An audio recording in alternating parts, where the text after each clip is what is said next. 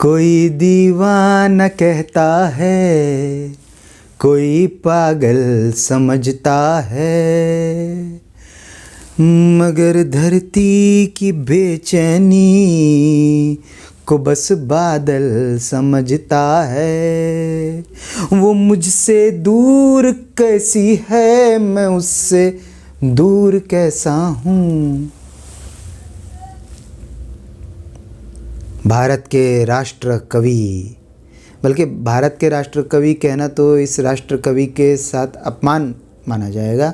विश्व के महान कवि, माननीय कवि, जिनकी कविताओं के अंदर ऐसी धार, ऐसे रस, ऐसा मतलब क्या लिख दिया है इस आदमी ने। अगर इसको जर्मनी, फ्रांस, ब्रिटेन के अंदर में अंग्रेजी वगैरह में ट्रांसलेट तो गोरे तड़फड़ा जाएं पढ़ के। क्या है भारत का ये महान सपूत, क्या कविताएं लिखता है। और राम कथाएं है क्या कथाएं करता है। ओए होए होए होए। आज तक मैं तो कह रहा हूँ 5,000 साल 50,000 साल में भी ऐसी कथा जो है किसी ने नहीं करी होगी। कुल मिला के क्या है, ये एक बहुत बड़ा, लोग कह रहे हैं कि बकैत हो गया है। तो मैंने पर्सनली ये निकाला है कि ये आदमी की बकैती को कंट्रोल करने का एक ही ज़रिया है, क्योंकि ये ऐसे काबू में, क्योंकि क्या है बहुत महान आदमी है और ये अपने दिमाग के अंदर में जो इस तरह के महान आदमी होते हैं टारगेट फिक्स करते हैं कि इतने टाइम में ये काम करना है, इतने टाइम में ये काम करना है। और जो इतने जुगाड़ू लोग होते हैं जो कि देखो कवि ना होते हुए कविताएं सुना पाते हैं, ठीक है, कथावाचक ना होते हुए कथाएं सुना लेते हैं, राजनेता ना होते हुए राजनीति कर लेते हैं। अच्छा, बड़े बड़े मुशायरे, बड़े बड़े कवि सम्मेलन और मतलब हाई पेड हो जाते हैं। तो इस तरीके के जुगाड़ू लोग कुछ टाइम के लिए टारगेट सेट करते हैं। अभी लोग कहते हैं कि भाई ने जो है शायद राज्यसभा का टारगेट सेट किया है दिमाग के अंदर और उसकी वजह से उनकी स्लिप ऑफ टंग हो रही है। अब सोनाक्षी और ज़हीर तो चलो बालिग थे, उनके लिए स्लिप ऑफ टंग हुई, उसको तो आप एक्सेप्ट कर सकते हैं, वो लोग अपना जवाब देना जानते हैं। अभी उसकी स्लिप ऑफ टंग तैमूर के लिए हो गई। एक छोटा सा बच्चा है, उसका नाम है, और कह रहा है कि तैमूर, और इसको लग रहा है कि ये उसको बदनाम कर देगा, वो हीरो नहीं बन पाएगा। इसको ये पता नहीं लग रहा है जो जुगाड़ कर रहा है ना जिन लोगों से, ये लोग वहाँ पहुँचे हुए पहले से ही हैं। आप जुगाड़ कर करके वहाँ पहुँच रहे हो। मेरा ये मानना है कि भाई को बहुत ज़रूरी है इस वक्त आगरा के दर्शन करवाए जाएं। पागल हे भाई, जाहिल आदमी है, मैं नहीं लड़ सकता। पागल खाने की बात नहीं कर रहा, मैं तो भाई बोल रहा हूँ। भाई का मतलब है मेरा, इनको पहुँचाया जाए ताजमहल दिखाने, वो मोहब्बत की निशानी है, उसको ये देखेंगे। देखिए मुझे पता है कि ये ना सरकार के साथ अलटते पलटते रहते हैं। जब ये केजरीवाल के साथ थे और इनको लगता था राज्यसभा यहाँ से पहुँचेंगे तो इनकी बकचोदी अलग लेवल की थी। जब इनको पता चला कि ये यहाँ से नहीं पहुँचेंगे, फिर ये कांग्रेस की फील्डिंग करने लगे, तो फिर इनकी अलग तरीके की हो गई। अभी ये जहाँ की फील्डिंग कर रहे हैं वहाँ पर यही वाले दांव चलते हैं, है ना। तो ये यही वाले, इनके पास सारे तर्कश में सारे तीर हैं, इनकी खुद की कोई रीढ़ वीढ़ नहीं है, और मतलब होनी भी नहीं चाहिए। क्योंकि देखिए बड़ी, जब आप संघर्ष से निकलते हैं तो अगर दो ही चीज़ें हो सकती हैं कि या तो आप अपनी रीढ़ बना लो या फिर आप आगे बढ़ जाओ। तो वो तो इनकी नहीं है। तो अब जिन लोगों को लगता है कि इनकी रीढ़ है, बोलेंगे और ये लोग कर दे, तो रीढ़ वीढ़ कुछ नहीं है। अगर मेरे ऊपर भी आपको क्या लगता है कि ये केस वेस कर देंगे, मानहानि का केस कर दें उससे तो मैं पॉपुलर हो जाऊँगा। तो जब तक मैं जनता हूँ, मुझे बोलने की आज़ादी है, मुझे बोलने की आज़ादी है, अभिव्यक्ति की आज़ादी है।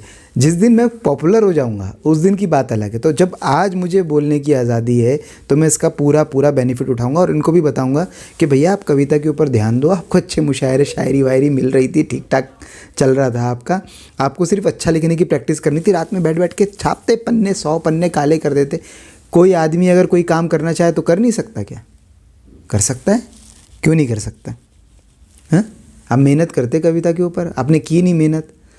आप जुगाड़ से सोचोगे कि मैं बन जाऊंगा तो वो नहीं, फिर वो नई प्रसिद्धि आती है, वो नहीं होता है, फिर यही करना पड़ता है। आज एक जो आदमी जुगाड़ पे ज़िंदा है ना, उसको याद रखो आप, वो आज एक जुगाड़ कर रहा है, कल दूसरा करेगा, तीसरा करेगा, बाकी ये यहाँ पर आप क्या दौलत छोड़ के गए, क्या धन छोड़ के गए, वो यहीं पे छोड़ के चले जाओगे, साथ कुछ भी जाएगा नहीं, साथ तो आपकी यादें जाएंगी जो आप बना रहे हो।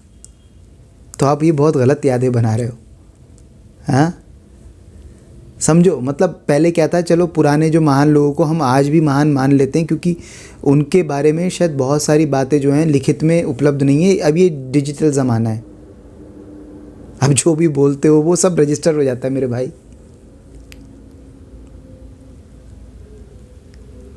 अगर मान लो उसके बाद भी आपको राज्यसभा, वैसे तो आपको शोर शॉट हो गया होगा कुछ ना कुछ, अगर मान लो फिर भी आप आगे नहीं बढ़ते हैं, तो ये जो आपकी कॉमेडी है, जो आप मजाक कर रहे हो या ऑडियंस अटेंशन के लिए आप ये जो बकवास कर रहे हो, ये हमेशा के लिए मतलब लोगों के दिल में चिपक जाएगी। तो इसलिए थोड़ा सा महान कवि हो, राष्ट्र कवि हो, विश्व कवि हो, हैं क्या साला मतलब बड़े कवि हो आप, अच्छा कविता लिखते हो, तो आपको चाहिए कि थोड़ा सा मतलब क्या, मैं कविता कहाँ सुनाता हूँ, वो सुनाते हैं कुमार विश्व देखिए वो सुनाते हैं, आप सुनते हैं, अच्छी बात है। आप, अब मैं पब्लिक से कह रहा हूँ, वो सुनाते हैं, आप सुनते हैं, अच्छी बात है, आप सुनिए। मैं ये नहीं कह रहा कि मतलब आप कोई गलत काम करते हो अगला सुना रहा है, प्रमोट कर रहा है, तो आप सुन ही रहे हो, ठीक है, तो उसको सुनिए, ठीक है, लेकिन उसको ये कहिए कि भाई हम आपके फ़ैन हैं, कमेंट में जाके लिखिए कि ना देखो भाई, अब ये इतनी बकवास करने की ज़रूरत नहीं है। आप हमारे जो यशस्वी विश्व गुरु भारत के प्रधानमंत्री हैं, उनसे अगर निवेदन करेंगे, ऐसे चाट के करेंगे निवेदन, तो अच्छा नहीं, अगर आप में टैलेंट होगा, अगर आप में स्किल होगी राज्यसभा जाने की, तो वो तो स्किल ढूंढ ढूंढ के हमारे यशस्वी प्रधानमंत्री दे ही रहे हैं, सबको मौका दे रहे हैं, जिनके अंदर स्किल है उनको दे रहे हैं। काफ़ी लोगों को उन्होंने मौका दिया है, दूसरी पार्टियों से जो लोग आते हैं उनको भी मौका देते हैं। आप तो राष्ट्र कवि हैं, विश्व कवि हैं, तो आपको मौका वैसे सीधा सीधा क्यों नहीं मिलेगा। पर 15-20% की आपके देश में माइनॉरिटी रहती है, छोड़ दो उसकी जान भाई। ये कौन सा तरीका बना लिया है आपने कि इसे ही गाली बक के हम लोग आगे बढ़ेंगे। इसको बदलो। ये कहीं नहीं पहुंचेगा ये देश, और कहीं नहीं पहुंचा है वो देश जो जनता के एक ग्रुप को अपना दुश्मन बना लेता है, उसको टारगेट करके राजनीति करने लगता है। कोई मुझे ऐसा देश बता दो जहाँ पर जो है विभाजनकारी राजनीति हुई है और वो उसके बाद उसने तरक्की कर ली है। कोई इतिहास के अंदर बता दो, आप आज बता दो। ये जो लोग ये करते भी हैं ना, जो जिन देशों से ये इस्लामोफोबिक और ये सब बीमारियां फैली हैं, ये लोग अपने देश में बहुत ज़्यादा एकदम बढ़िया तरीके से रहते हैं, कानून का राज चलता है, कोई किसी को नहीं, बिल्कुल एकदम परफेक्ट। ये नहीं कि मेरा आदमी जेल में और तुम्हारा आदमी आज़ाद, नहीं होता उनका। अगर आदमी गड़बड़ करता है तो वो उनका आदमी या तेरा आदमी या मेरा आदमी। वो कोशिश करते हैं कि जनता में कम से कम पार्शलिटी ना हो। तो अगर तरक्की करनी है, आगे बढ़ना है, तो ये सब टेक्निक को, इसको भूल जाओ। ठीक है, 24 तक चल गया, आपने चला लिया, अच्छी बात है, ये मत चलाओ परमानेंट, मत इसको ये मतलब ठीक है, आपने आगे बढ़ने के लिए, ठीक है, फोड़े की तरह कोई बीमारी हो गई थी, इसका इलाज करो, अब इसका इलाज करो। जैसे बहुत सारे लोग अब नाच की वीडियो देख के ना बोर हो गए हैं, इस तरीके से ये सब चीज़ें देख देख के, मतलब मैं 10 साल से मैं वीडियो बना रहा हूँ, लेकिन मैं कभी इस तरीके के टॉपिक पे वीडियो नहीं बनाता था, लेकिन बनानी पड़ रही है।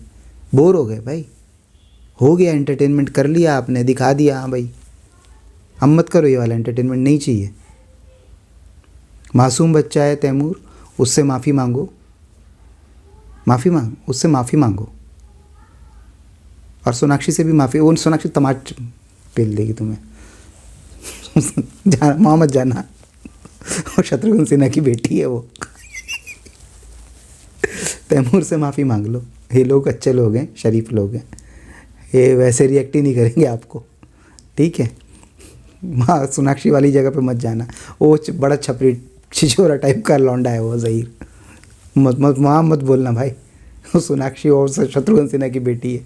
तो ज़रा देख के भी फैलो। मैं देखो मैं फैल रहा हूँ, मेरे राइट है, मैं आम आदमी, मेरे खोने का कुछ नहीं है भाई, कुछ नहीं है।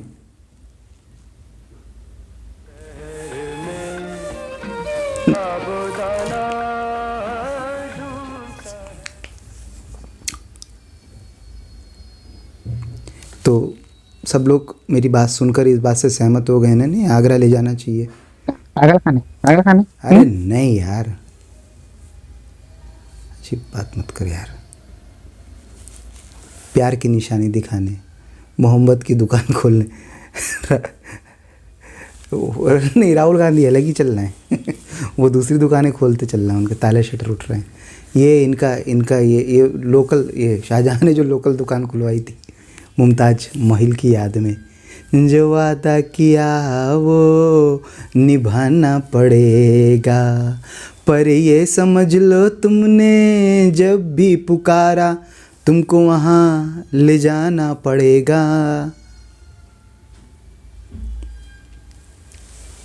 होश में आ जाओ मेरे भाई।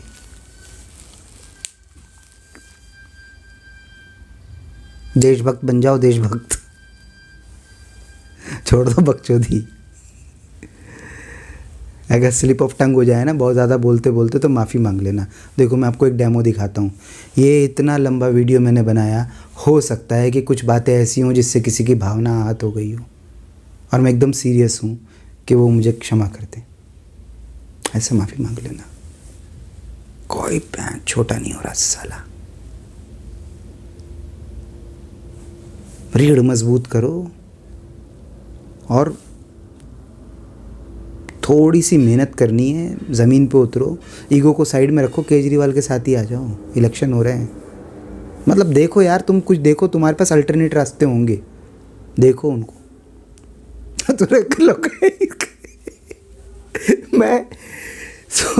मैं सीधा कुमार विश्वास से संवाद कर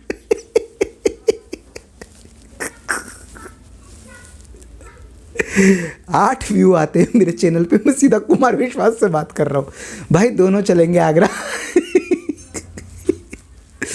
दोनों दिखाएंगे, नहीं दोनों ताजमहल देखेंगे, ठीक है, और अपनी गलतियों की माफ़ी मांगेंगे, ठीक है मेरे भाई। चल Sorry, it's DJ.